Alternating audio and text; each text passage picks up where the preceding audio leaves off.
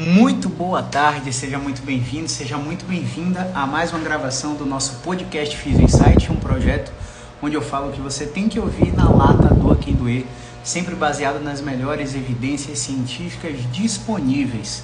Hoje a gente vai falar um pouquinho sobre atividade física, especificamente sobre a musculação no tratamento da dor. E de antemão eu já quero avisar para você que é fisioterapeuta que hoje é o último dia para você assistir todas as 7 aulas que eu liberei dentro do meu grupo VIP do Telegram. Para quem não sabe, está acontecendo a Jornada do Expert, que é um evento 100% online, 100% gratuito, onde eu libero aulas pagas do meu curso para que vocês assistam e degustem o que é que tem lá dentro, tá? E amanhã, às 6 da manhã, a gente vai abrir 10 vagas para o nosso curso online, e se você quiser disputar uma delas, basta clicar no link do perfil e se inscrever lá na lista de espera do Telegram, beleza? Hoje, de ontem para hoje, a gente ficou refletindo sobre um caso que a gente recebeu de dor crônica, que já tinha passado por RPG, já tinha passado por pilates, ozonioterapia retal, já tinha feito acupuntura, quiropraxia, já tinha fez radiofrequência por ablação do nervo, uma dor neuropática, dor lombar irradiada para a perna, e não melhorou. E ela questionou para a gente sobre esse procedimento, e como nós não somos médicos, não dominamos esse procedimento, nós fomos às pesquisas científicas, e quem me acompanha da noite para o dia aí, viu que eu costumo postar nos stories esses insights de cada atendimento que a gente tem no dia a dia, seja presencial ou seja online. E os insights da porrada do dia que eu coloquei hoje era radiofrequência por ablação, desnervação para dor crônica neuropática, facetária ou sacroiliaca. E o segundo tópico que a gente vai comentar especificamente sobre o tema é: se você quiser atingir a maturidade muscular e controlar a dor, você precisa explorar a amplitude final. Beleza? De antemão, eu disponibilizei aí 3 artigos para vocês nos stories, né? De ontem para hoje, 4 artigos na verdade. Eu pesquisei de madrugada, perguntei a um dos professores que eu tenho de prática baseada em evidência. Para quem não sabe, existe um curso itinerante presencial que o Léo Costa dava, que ele veio aqui para Salvador na ABO, e tem um curso online dele, né? Que eu fiz por 2 anos seguidos, né? Renovei a anuidade. E tem o curso do Luiz Cláudio Correia, que é um médico de medicina baseada em evidência, e tem o livro do José Alencar, que é o Manual de Medicina Baseada em Evidências, que eu também comprei, também devorei, e por isso que eu falo tanto em prática baseada em evidência aqui. Dito tudo isso, eu fui pesquisar artigos sobre radiofrequência por ablação na dor crônica. Tudo isso tá nos meus stories, tá? Para depois você ver.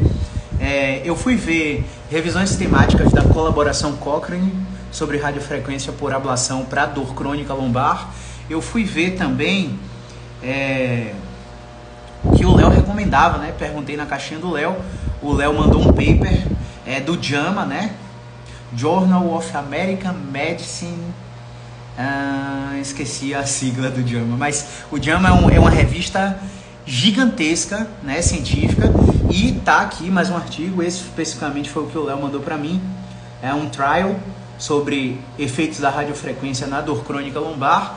E, gente, efeito zero, efeito placebo. Então, o que eu falei na sequência dos stories agora há pouco, né? Agora há pouco eu falei que muitas vezes, na tentativa de tratar uma dor crônica que em sua natureza é episódica e recorrente, ou seja, ela não tem cura, ela tá com você a partir do momento que você teve o primeiro episódio, e vai ter um momento do ano que você vai ter uma crise. Vai ter um momento que você vai melhorar naturalmente. 60% dos pacientes não vão melhorar naturalmente, vão precisar de intervenção. Qual que é a sacada? Essas pessoas, elas procuram intervenção antes de cientificamente precisarem da intervenção. E aí elas são enganadas por ignorância de alguns terapeutas, em sua maioria, de que aquela intervenção que ela recebeu foi o que fez ela melhorar. Quando a gente sabe que tem regressão para média, efeito Hawthorne, efeito placebo, expectativas e crenças do paciente, viés de memorização do terapeuta, tudo isso faz o paciente melhorar sem você nem sequer tocar no paciente, beleza? Então a gente tem que anular esses efeitos para saber se a intervenção intervenção que a gente está usando é o que de fato está melhorando o paciente. Como que a gente faz isso? Aprendendo prática baseada em evidência. Então, eu gosto de falar para vocês que eu não sou profissional lucrativo, porque eu acabei de fazer propaganda de 3 cursos que não são os meus e que, na minha opinião, antes de fazer o meu, você tem que ter um desses 3, tá? Não venha fazer meu curso se você não tem algum curso de prática baseada em evidência antes, porque eu falo de prática baseada em evidência no meu curso, mas eu não te ensino os pilares dela. Eu te mostro o que eu faço baseado em evidência, beleza? Então, nessa tentativa, os pacientes acabam... Olha, o meu médico lá de São Paulo, do hospital Bambambam, me disse que eu tenho que fazer uma radiofrequência por ablação, que ele vai cauterizar o nervo, que ele vai queimar o nervo, e se eu estiver falando besteira e algum médico estiver aí, me corrija. A terminologia pode não ser essa, mas eu vou fazer uma radiofrequência no nervo, o nervo aqui conduz a dor, logo o impulso nervoso condutor de dor não vai mais acontecer. Olha que massa, né? O panorama teórico é lindo, a plausibilidade é linda. Assim como se eu te falar que eu tive um entorse de tornozelo e por isso eu puxei a minha fíbula, tive um estresse na musculatura posterior de coxa, rodei meu ilíaco, tensionei o ligamento iliolombar aqui nas costas, tensionei o grande dorsal oposto e tô com dor no ombro porque eu torci o tornozelo. Você, uau! Uau! Que cara sensacional! A plausibilidade é linda. Tudo isso, assim, esmiuçado laboratorialmente, cinematicamente, através de análise computadorizada com softwares de 60, 80, 120 mil reais, vai com 3D análises. Tudo isso é muito lindo. Mas quando você vai para a prática baseada em evidência e submete essas teorias à eficácia, para a sua comprovação de eficácia, elas não têm sua eficácia comprovada. Então, quando eu fiz as primeiras pesquisas a respeito da radiofrequência, eu vi que as comparações nos ensaios clínicos randomizados, porque assim, para você saber se alguma coisa funciona, você tem que comparar essa coisa versus o que já existe, para ver se o resultado é igual, e depois tem que comparar essa coisa versus não fazer nada, para ver se a eficácia dessa coisa é superior à história natural. E aí eu digo que isso funciona. Então eu vou te dar um exemplo muito prático aqui agora, que seria o exemplo de pessoas gripadas. Eu pego 100 pessoas gripadas, divido no início da gripe, né? Divido em 2 grupos, 50 de um lado, 50 do outro, dou vitamina C, coristina, trimedal, o que você quiser para o grupo que está gripado, e não faço nada, só observo o outro grupo. Dou drogas para ele, mas drogas que não têm o princípio ativo, ou seja, drogas placebo, cápsula de farinha. O paciente, ele está cego porque ele não sabe que está recebendo uma cápsula de farinha, e quem está dando o remédio não sabe em que grupo, o examinador também é cego, não sabe em que grupo aquele paciente está, se está no grupo controle placebo ou se está no grupo intervenção com remédio. E aí eu acompanho por 10 dias, por 30 dias esses grupos e eu percebo, na média, os 2 grupos melhoraram igual, ou seja, a intervenção medicamentosa para gripe não foi superior à história natural da gripe. Isso quer dizer que não vale a pena, não tem custo-efetividade eu ficar tomando medicação porque estou gripado. Eu fico tomando tratamento sintomático, mas quando compara com quem não fez nada melhora igual a quem tomou remédio. Então é assim que a gente sabe se uma intervenção funciona ou não. Por exemplo, o coronavírus. A gente sabe que no coronavírus, na internação, quando o paciente está entubado, existem as fases, né? 4 fases da infecção por Covid, e uma dessas fases você tem a tempestade de citocinas, e previamente na interseção da fase 2 para a fase 3, para reduzir a necessidade de intubação, a gente já sabe que a metilprednisolona, corticosteroide, reduz a incidência de pacientes que vão para intubação por Covid. Ou seja, a gente já sabe, testado baseado em ciência, que aquela droga é efetiva para minimizar o risco de intubação. Ponto. Voltando para o nosso tema. Na radiofrequência, para a avaliação para tratamento da dor crônica, a gente vê que as pessoas, e eu já vou fazer analogia para entrar no tema específico da live, as pessoas, os pesquisadores, eles compararam a radiofrequência com e sem corticoide. Então não tem uma comparação com placebo. E aí quando a gente vai na Cochrane Reviews, ou a gente vai no JAMA, a gente vê que comparado com fazer nada, o efeito é igual. Não importa se a dor é neuropática, não importa se a dor é irradiada, se a dor é nociceptiva. Não importa se é síndrome facetária, se é articulação sacroiliaca, se é uma dor discogênica, não tem eficácia comprovada. E aí você está acreditando por causa de um viés de autoridade de alguém que falou para você assim, de jaleco, que aquilo ali funciona. Então, se você tiver dúvida a respeito, você conhece alguém com dor crônica, ou está tratando alguém com dor crônica, que alguém falou assim, ó, meu médico mandou fazer radiofrequência por ablação. Vai lá nos meus stories, pega todos os artigos, lê todos os artigos e vai fundamentado conversar com o paciente para que o paciente tome a decisão terapêutica baseada em ciência, enviesado por você, claro, que mostrou as evidências científicas para ele, para que ele não seja submetido a tratamentos desnecessários para a sua condição, investindo dinheiros, tendo um investimento muito alto para daqui a pouco não ter eficácia do tratamento, tá? Então, dor neuropática, dor crônica, ela se trata com movimento, com educação, às vezes com terapia e raramente com medicação e bloqueio. Esse é o tratamento para a dor neuropática. Qualquer coisa que fuja disso, que prometa alguma coisa super tecnológica e inovadora, você precisa desconfiar. Você precisa ser cético, beleza? Então, vamos agora para o tópico 2, que é o tema central da live, tá? O tópico 2 é: se você quiser atingir a maturidade muscular e controlar a dor, você precisa explorar a amplitude final. Então vamos lá, eu tenho uma bisavó de 99 anos que tem formigamento no pé e dor no joelho. Minha bisavó fala assim pra mim: meu filho, eu tô com artrose, meu pé tá formigando, meu joelho tá doendo. Eu dobro esse joelho aí, minha avó. Minha avó dobra o joelho que dói não dobra total, e o joelho que não dói dobra total. Beleza? Aí eu percebo que existe essa diferença na amplitude de movimento de dobrar, esticar, de rotação lateral da tíbia, de rotação medial da tíbia. E eu falo para ela assim: vovó, você vai abraçar seu joelho várias vezes para ver o que acontece. E eu percebo que a sensação final do movimento de bivó, 99 anos, é macia na flexão de joelho.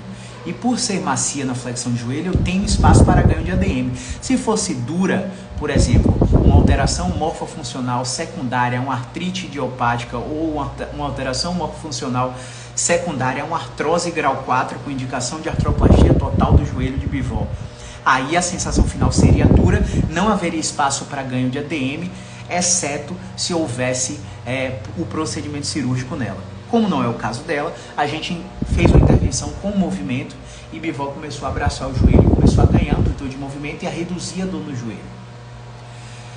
Em relação ao pé dela, a gente está fazendo uma técnica muito simples de dessensibilização. Porque a gente sabe que formigamento nos membros inferiores, na maioria das vezes, esmagadora das vezes, é proveniente da coluna. Só que em bivó, as intervenções na coluna não melhoram o formigamento. E eu não quero melhorar o formigamento porque eu trato dor e incapacidade. Bivó sofreu por muitos anos com um aprisionamento neural e a depender do tempo de sofrimento neural, o formigamento vai durar até 2 anos. Então a gente vai para a intervenção em neurologia de dessensibilização e você vai entender porque o tema da live é atividade física e musculação no controle da dor já. De dessensibilização, onde a fisioterapeuta que vai em casa atender minha bisavó pegou uma parte da bucha áspera, bucha de prato áspera, e começou a pedir como tarefa de casa que massageassem a sola do pé, o dorso do pé de bivó. Bivó não está sentindo mais formigamento, com as simples técnicas de dessensibilização, que sim, pode funcionar para você que está me assistindo agora, pode não funcionar. Você sempre precisa de uma avaliação fisioterapêutica. Não importa se o médico disse para você que você tem que fortalecer, que você tem que fazer RPG, pilates, osteopatia, quiropraxia, não importa. Quem vai definir o que você tem que fazer no tratamento é o fisioterapeuta, não é o médico. O médico deu seu diagnóstico, passou seu remédio, botou sua injeção, fez o seu exame de imagem, vai te acompanhar daqui a 30, 40, 60 dias, mas o tratamento, quem vai definir é a avaliação fisioterapêutica. Por isso que muito paciente me procura, quero acupuntura, quero osteopatia, quero RPG, quando chega lá não recebe nada disso, porque o que eu identifiquei foi que ele precisava de Mackenzie, ou que ele precisava de PNF, ou que ele precisava de controle de movimento, de prescrição de exercício, ou que ele sequer precisava de mim. Ele tinha que sair daqui, sair do consultório, sair da consulta online e procurar um educador físico para fazer sua atividade física. E aí eu quero entrar no tema central dessa live. Hoje eu fui fazer um treino, hoje o meu treino foi de ombros e peitoral, e eu costumo abrir a minha série no exercício mais difícil do treino, que pra mim é desenvolvimento com halteres, né? Que eu preciso fazer isso aqui.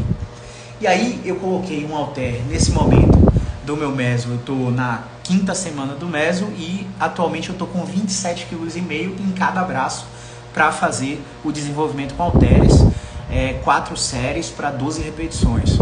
Então eu consigo completar com esforço assim de um RAF 3, que seria a quantidade de repetições antes da falha, dentro do meu volume máximo recuperável para o ombro. E aí tem toda uma ciência por trás disso, não é um tema agora, aí se você quiser aperfeiçoar isso aí, procure um educador físico.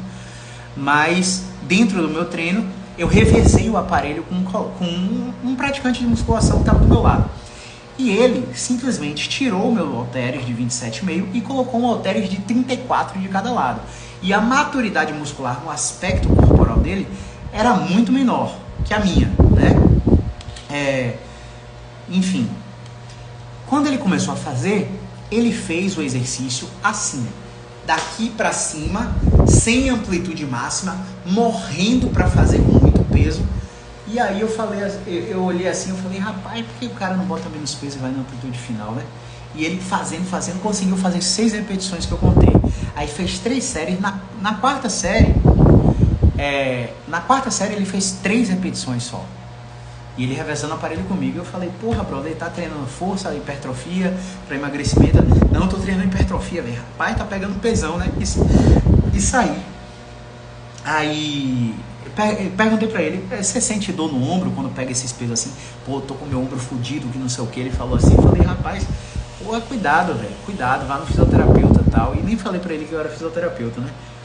E ele, porra, beleza, negão, tal, a gente saiu. Aí eu falei, rapaz, olha que louco. O que acontece? Se eu tô com um dedo aqui e eu preciso fechar a minha mão, eu preciso da flexão máxima das interfalangianas.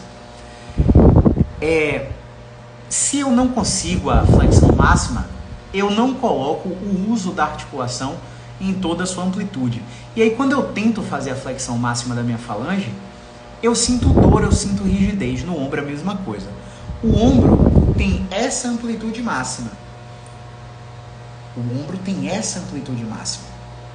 Se eu fico colocando altas cargas em curta amplitude, além de não recrutar a musculatura como eu deveria, eu tenho sobrecarga nas articulações e por não explorar a amplitude máxima, eu acumulo rigidez no ombro em múltiplas direções. Eu aumento uma variável que é muito importante no tratamento da dor no ombro, que é o GIRD, que é Glenomeral Internal Rotation Deficits. O GIRD, quando o paciente tem dor, a tendência é que o GIRD seja maior em quem tem dor comparado com quem não tem dor. A capacidade de rotação interna do ombro seja maior em quem não tem dor. Então, se eu não uso amplitude final de rotação interna, de rotação externa, de flexão, de abdução, de adução horizontal, eu começo a acumular rigidez no ombro. Então, quando eu analiso os praticantes de musculação da academia que eu frequento, gente, eu não conto nos dedos de uma mão alguém que esteja colocando uma carga e que vá na amplitude final. E aí a gente tem alguns motivos para isso. Muitos educadores físicos, eles não têm o preparo para tratamento da dor, e sim para treinamento em pacientes saudáveis, não em populações especiais, como população com dor crônica. Até pouco tempo, as pós-graduações de educação física para tratamento da dor, para grupos especiais, não contemplavam portadores de dor crônica. Não sei se contemplam ainda, me atualizem se alguém tiver aí atualizado quanto a isso. Mas contemplavam hipertensos, obesos, diabéticos e por aí vai. Mas portadores de dor crônica não contemplavam. E o portador de dor crônica, dura mais de 3 meses, ele tem particularidades de movimento em amplitude final. Se você testar a galera com dor crônica na amplitude final, a maioria das pessoas vão sentir dor durante o movimento ou dor no final do movimento. Então, às vezes a pessoa está fazendo um agachamento, vê você fazer e não compara. Por exemplo, eu faço leg press, né? Nesse momento eu estou com 5 plates de 20 quilos em cada lado. Então eu estou com 100 de cada lado, eu estou fazendo com 200 quilos, 12 repetições na amplitude máxima que a máquina me permite, né? Eu deixo o joelho avançar além da ponta do pé, eu não tiro o calcanhar da plataforma e eu faço com uma performance legal agora na 5ª semana de meso. E quando alguém vem realizar comigo e coloca mais peso, eu fico, caramba, eu tô morrendo pra fazer com esse peso, esse cara vai pegar mais peso do que eu, não é possível. Aí o cara fica ali, ó, 35 graus, empurrando curtinho. Eu falei, cara, não vai desenvolver a musculatura nunca. E quando tá desenvolvendo a musculatura, tá aditivado, tá usando algum hormônio, alguma coisa do tipo. Porque se você quiser ser natural, você precisa explorar a amplitude final. E o que é que isso tem a ver com a dor, pessoal? É que quanto mais você vai na amplitude final, maior é o recrutamento muscular. Quão maior é a sua cadência, e aí eu vou te dar um exemplo aqui agora. Por exemplo, você está agachando, e aí eu falo para você que sua cadência tem que ser 10-10. Para sua cadência ser 10-10, você tem que levar 1 segundo descendo, 0, 10-10, né? 1-0, 1-0. 0, não para em isometria quando o bumbum chegar no nível que você está agachando. Volta 1 segundo subindo, não para em pé, 1 segundo descendo. Essa é a cadência 10-10. Se eu colocar a cadência 20-20, 2 segundos descendo, não para, 2 segundos subindo, não para e repete o movimento. Se eu colocar a cadência 22-20, 2 segundos descendo, 2 segundos de isometria, 2 segundos subindo. Então, por exemplo, em um treinamento ou em uma reabilitação de um paciente, quem anota a quantidade de repetições e carga?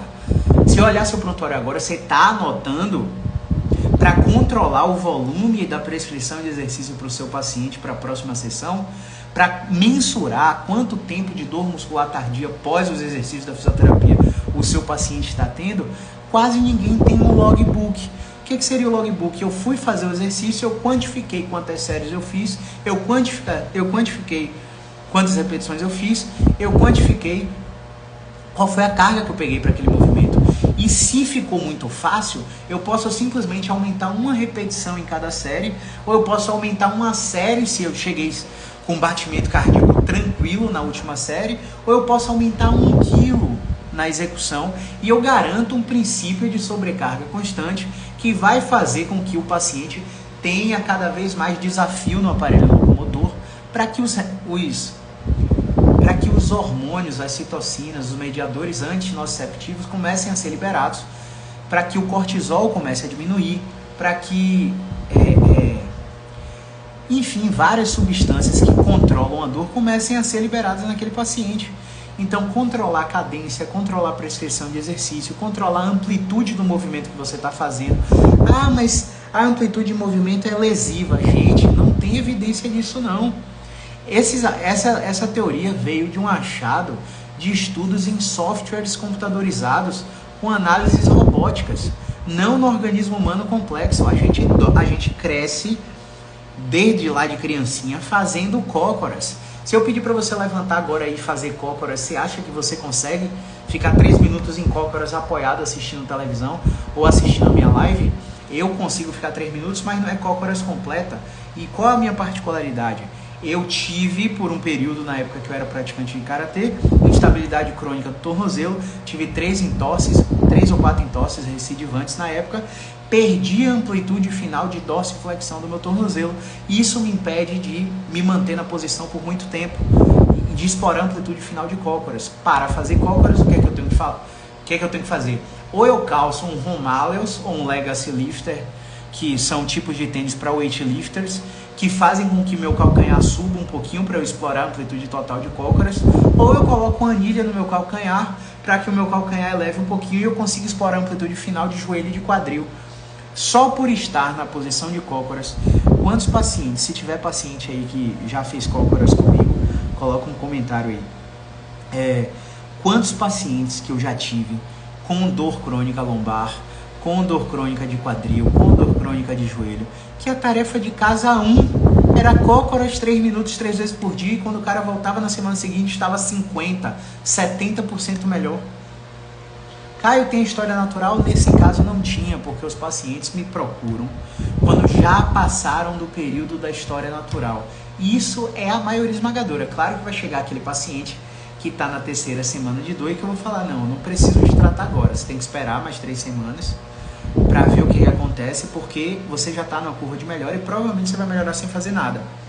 E, gente, quando eu falo isso para um paciente, você não tem ideia da felicidade que o paciente tem. Porque o paciente vem preparado para gastar 2 mil, 3 mil reais comigo num tratamento ao longo de 2 a 3 meses. E quando ele é avaliado e eu digo para ele que ele não precisa do tratamento, que é só fazer isso e seguir a vida dele, o cara fica, meu Deus do céu, é sério? Sem acreditar. Então, dos dois, ou ele me chama de doido e não volta nunca mais, ou ele testa o que eu estou pedindo para fazer, nem que seja para dizer que não presta. E a maioria, graças a Deus, tem recuperado de forma assim absurda com o tratamento que a gente propõe, que é um tratamento em 99%, 95% dos casos hands-off, onde eu não preciso tocar nos pacientes, é só prescrição de exercício específico para o paciente ir melhorando progressivamente. 5% dos casos realmente precisa de um atendimento presencial, é uma condição pós-operatória, que a gente tem que avaliar uma série de coisas, uma série de marcos no processo de reabilitação, ou é um paciente que é idoso, e por ser idoso ele já tem alteração labiríntica, ele já tem risco de queda iminente, então não dá para ser online, porque às vezes a prescrição de exercício pode levar a algum risco de queda e você não está perto do paciente para fazer. Então existe essa particularidade de pacientes que obrigatoriamente tem que ter o atendimento presencial, mas em sua maioria hoje eu estou passando 2 dias em casa, atendendo online e 3 dias no consultório, atendendo presencial. Por que eu tive a necessidade de falar isso? Porque eu não sei vocês, mas sabe quando a gente realmente tira o certificado de que a gente é fisioterapeuta e quando a gente passa na rua, a gente fica analisando a postura de todo mundo, né? Nossa, olha como ele é tortinho, olha como ele é rodado, olha como ele anda, analisando a marcha de todo mundo, procurando defeito, né? Até a gente conhecer algumas abordagens onde a filosofia é a abordagem positiva. E aí você começa a analisar as potencialidades do paciente e não as deficiências. E por analisar as potencialidades, você consegue usá-las para reforçar as deficiências do paciente. A abordagem é sempre positiva.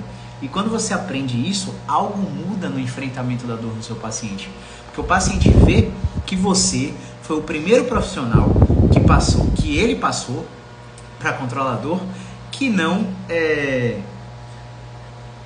colocou defeito nele. Porque veja, por exemplo, eu tive uma paciente que ela fez 77 sessões de fisioterapia, ela fez 3 meses de pilates, ela fez umas 10 sessões de RPG, ela fez quiropraxia, ela fez ozonioterapia retal, ela fez ventosa, fez liberação miofascial, fez acupuntura. E eu pergunto assim para os pacientes, olha, o que você já tentou de tratamento antes de vir aqui? Aí o paciente vai falando, eu falo com ele, tá, e qual foi o diagnóstico que te deram? Aí ele fala, não, o médico falou que minha vértebra estava desgastada, o outro médico me falou que a vértebra estava fora do lugar, o quiropraxista me falou que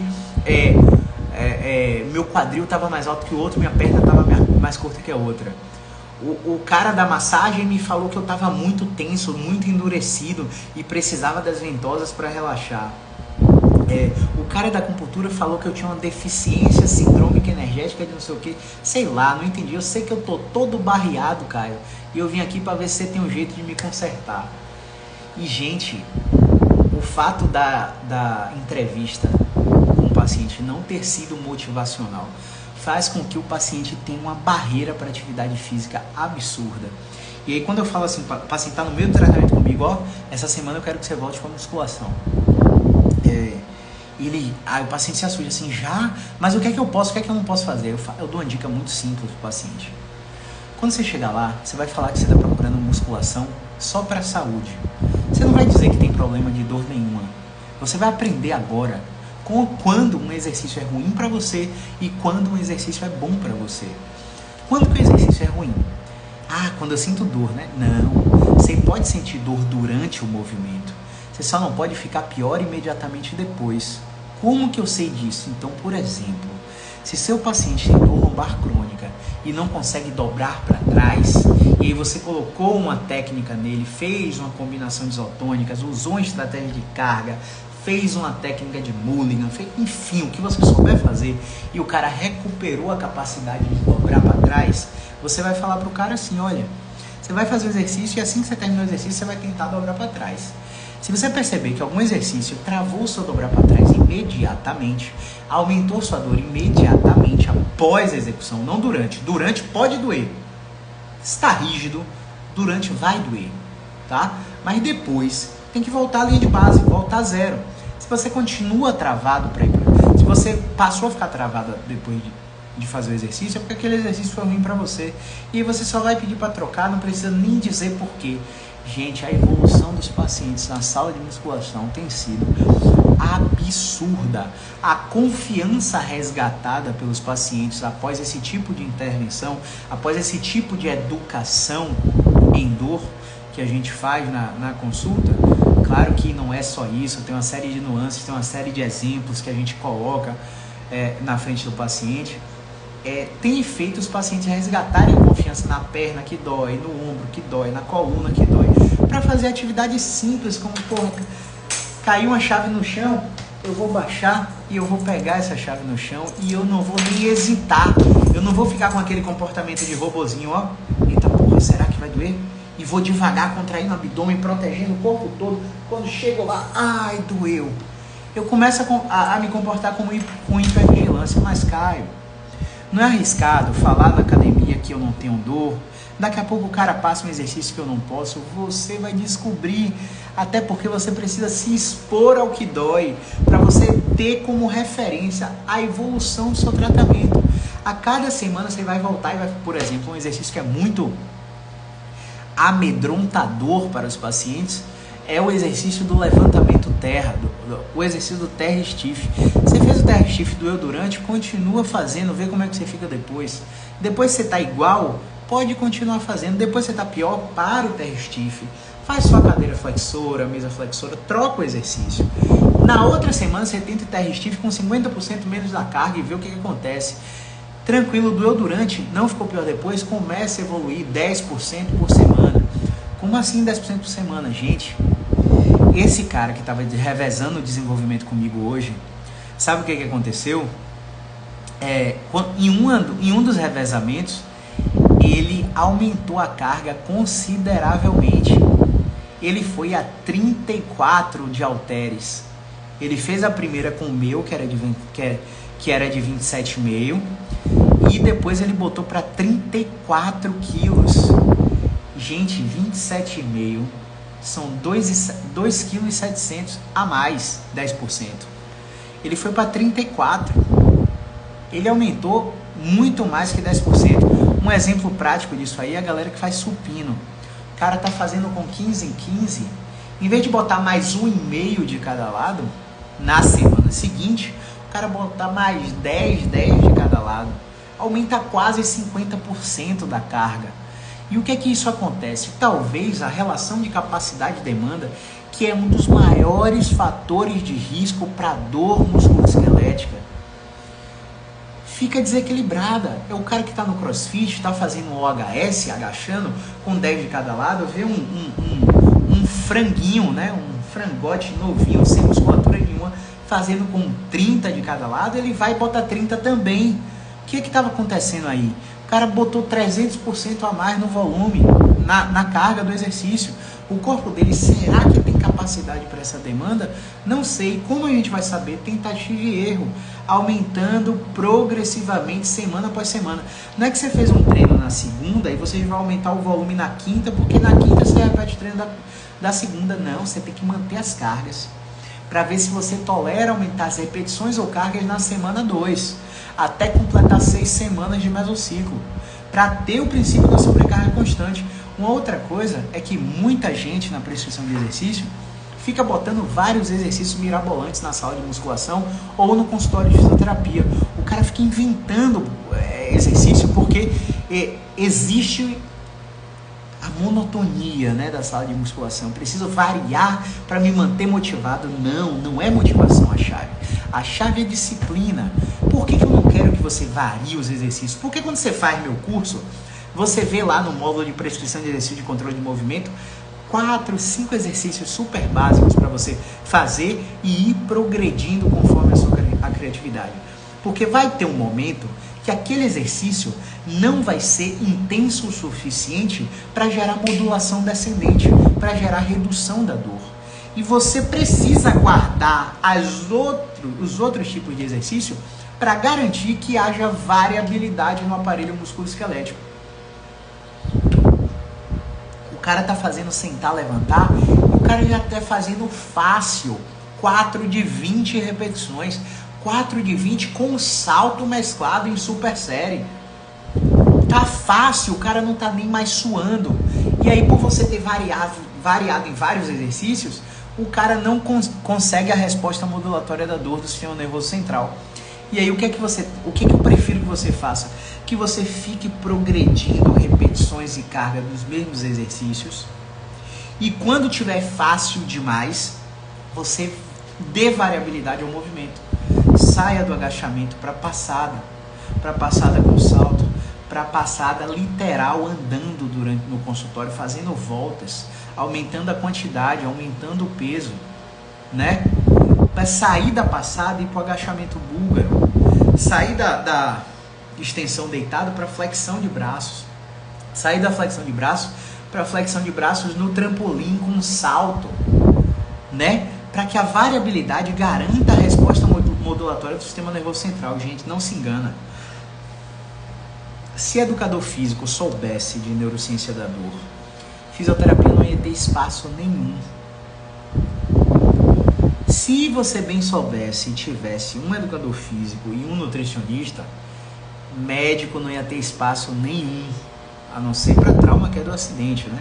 Condições de doença genética, por aí vai. Mas ia reduzir bastante a necessidade do consumo de serviços de fisioterapia e de medicina. Isso é propaganda de mim? Não é propaganda de mim.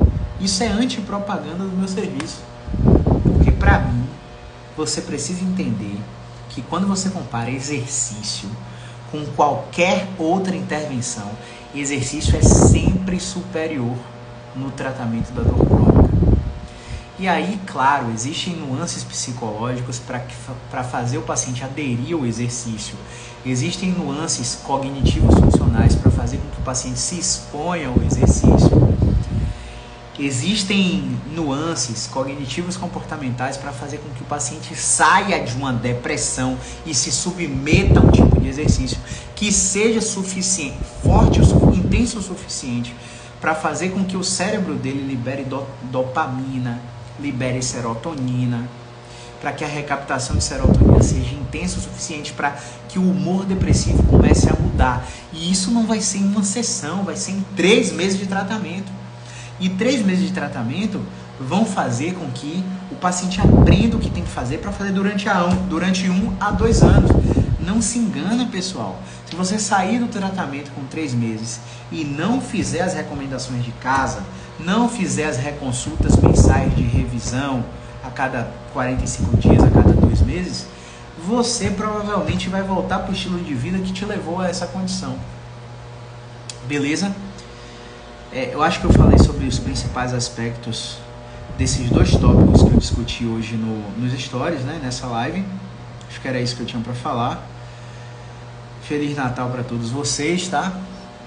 Muito amor, saúde, prosperidade, tudo de bom para vocês. E eu acho que eu já dei o recado no início da live, mas eu vou enfatizar, tá? As 7 aulas da Jornada do Expert estão liberadas no meu grupo do Telegram. Basta clicar no link do perfil e assistir. É só até hoje, meia-noite. Amanhã a gente vai abrir as inscrições para o nosso curso online. Serão apenas 10 vagas. A gente já tem 30 pessoas interessadas no grupo da lista de espera. Então bota o despertador às 6 da manhã para fazer a sua inscrição, porque existe a possibilidade de você tentar se inscrever amanhã e não conseguir a vaga. Alunos que estão no LBP têm desconto no upgrade para o Spine e para o B-Expert. Alunos que estão no Spine têm desconto para o upgrade para o B-Expert. Alunos que acabaram a anuidade do B-Expert e querem renovar também têm desconto para renovação anual.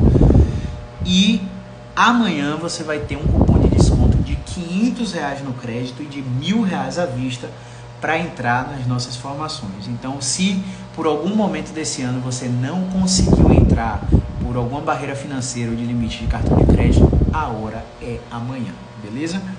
Silvia Correia Físio, Feliz Natal. Grande Giz, Feliz Natal também, obrigado.